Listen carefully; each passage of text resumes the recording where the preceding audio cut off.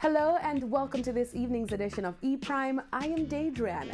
Reggae artist Buju Banton has launched his new foundation, which aims to provide food, clothing, healthcare, and educational opportunities to less fortunate children.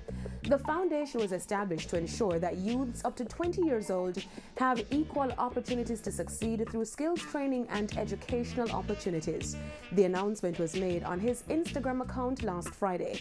He went on to express that he will now make it his mission through the foundation to help by giving light to youths living in the darkness of poverty.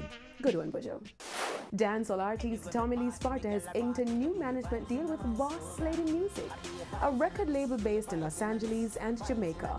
The exclusive artist deal with Boss Lady Music will see Tommy Lee receiving management representation for all his music-related affairs, including direct oversight of his branding, songwriting, performances, and publishing.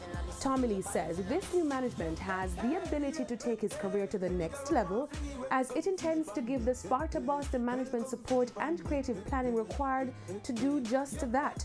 Tommy Lee Sparta has already started off 2019 with a new music video, Badman Links. The track is currently trending number 13 on YouTube since being released.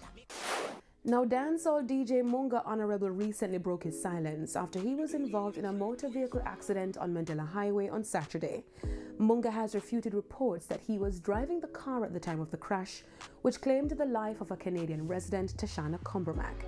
In the IG post, he said they were both asleep at the time of the accident, contrary to media or any other report.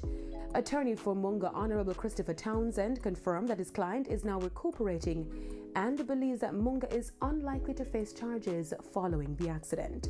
That's it for this evening's edition of E-Prime. I'm Daedrian. Thank you for watching.